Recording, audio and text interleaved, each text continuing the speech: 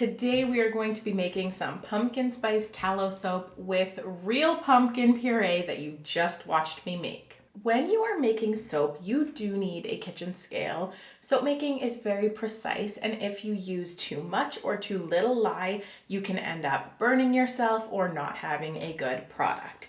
So we're going to start with our scale and then a heat-proof bowl, zeroing it out. This recipe uses coconut oil, olive oil, and of course tallow. And we are going to be infusing our oils with beautiful pumpkin spices. So we've got our scale zeroed out. We're going to start with 85 grams of coconut oil. Now, coconut oil is used in this soap because tallow in and of itself does not make a very sudsy bar. So you kind of need the extra oils to make that traditional texture. Next, we're going to zero out our scale once again, and then add 85 grams of olive oil. Pouring slow, because once you pour, you can't take it back. Although you can always pour into a separate container. And this is my freshly rendered tallow. If you want to learn how to render your own tallow, check out this video where I walk you through step by step exactly how I do that. That way you can avoid all of the mistakes that I made when I first started rendering tallow. I also actually put together a free guide for you. You can find that in the description box below.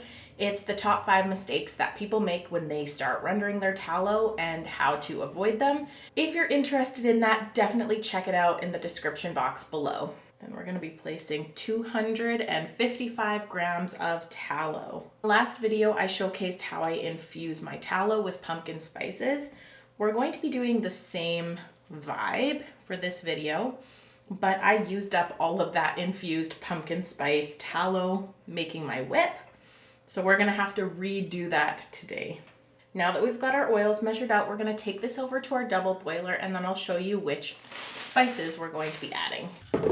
So I realized I needed my other bowl for something. We are going to switch to this big metal bowl instead. We have all of the same oils and we are going to be adding some warm spices to this. We're going to add a little bit of cloves, a little bit of allspice, 1 nutmeg, and a couple pieces of ginger. We're gonna let this melt down and infuse over the course of 2 or 3 hours. Basically, you're gonna smell it every once in a while to see how it is coming along.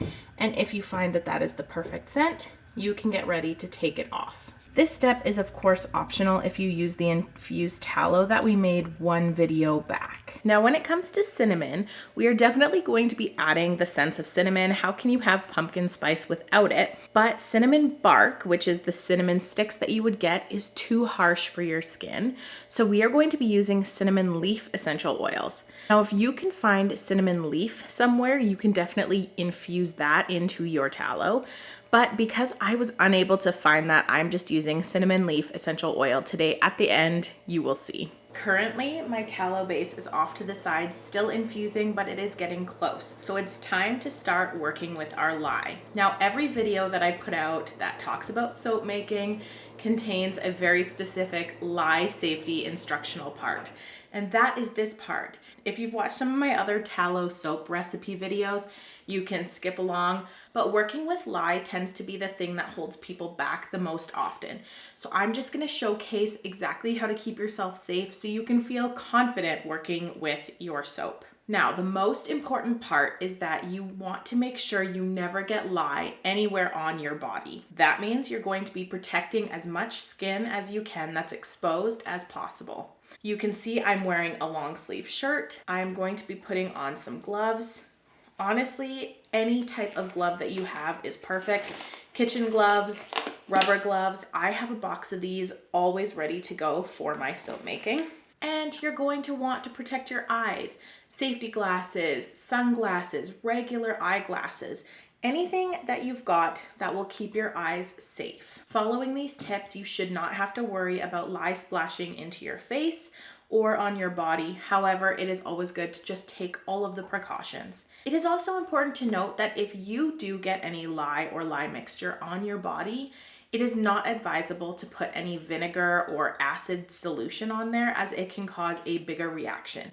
According to the MSDS, you are supposed to flush it as much as possible. Always seek medical help if it gets in your eyes or if you feel like you need it. And make sure that there are no children or pets around while you do this.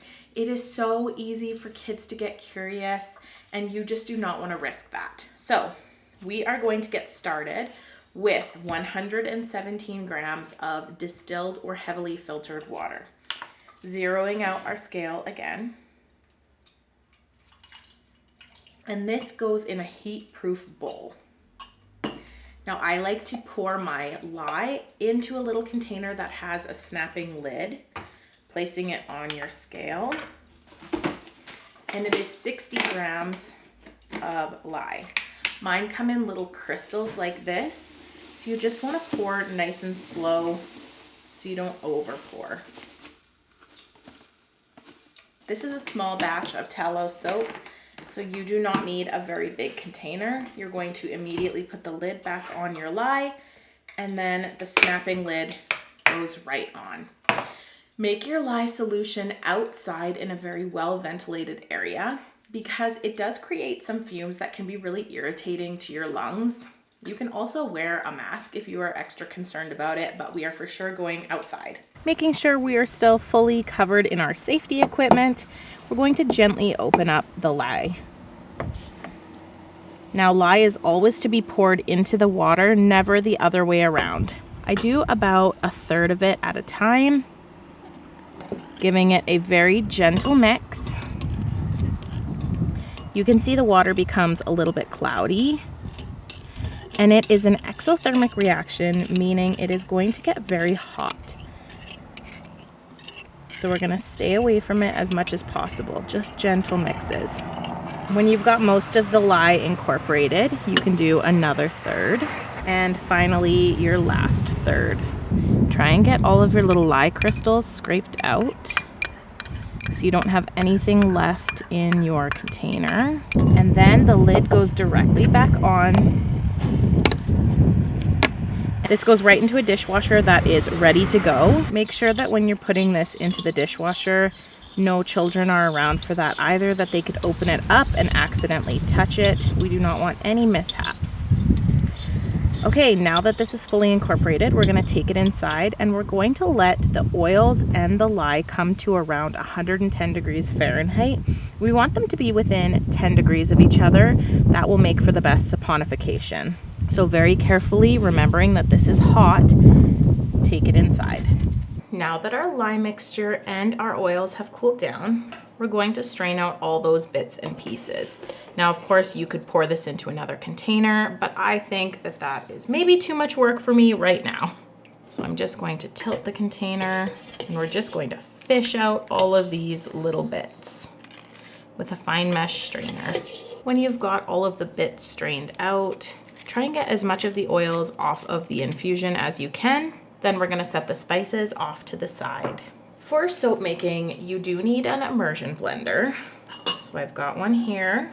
So we're gonna pour the lye mixture into the oils. We want it to come to a very, very light trace because we're going to be adding some fresh pumpkin, which is why we didn't end up using that much water. If you use the lye calculator, like you should for any recipe you find on the internet, using a 5% super fat, we are going to account for some of the water with our pureed pumpkin. So we're going to start blending this, and pumpkin will make it come to trace quite a bit faster. So we're gonna do a very light trace to begin with. Now, if you'll remember, whenever we're working with lye, we're going to be covering up our arms and make sure we're wearing gloves and our safety glasses. And here we go.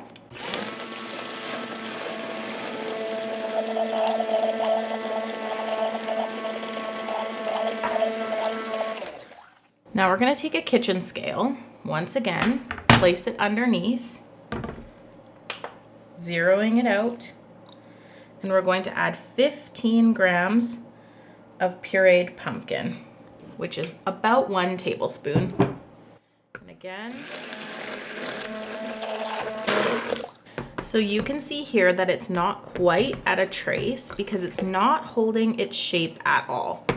If you're doing this exact recipe, you might want to do a smaller bowl because it is splashing quite a bit. And if you're not comfortable with soap making, that can be very scary. So it's vaguely starting to hold its shape. Now, as I mentioned before, we are going to be adding some cinnamon essential oil, zeroing out your scale again. With the cinnamon leaf essential oil, not only is it an accelerant, which means it'll make it go to trace way faster, but it can also be an irritant. So if you have sensitive skin, leave this out completely. Now, once it's this light pudding consistency, we are going to move this kitchen scale,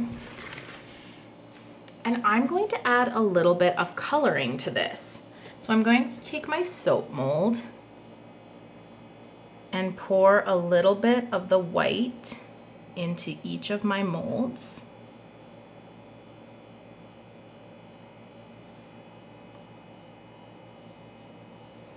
We're gonna take some annetto seed powder. You can use mica powders to color your soap or special soap coloring.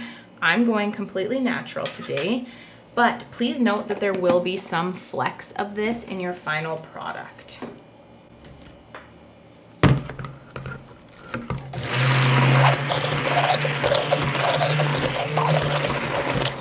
I might have said it, but I started with half a teaspoon. We're gonna go a little bit more, about a quarter teaspoon. I'm gonna give the sides a quick scrape as well to make sure all of it is fully incorporated.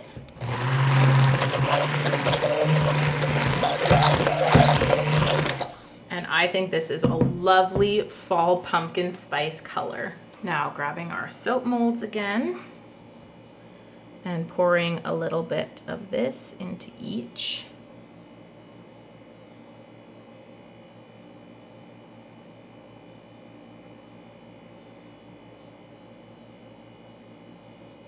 And I'm gonna do a very fine dusting of a little bit more annetto powder.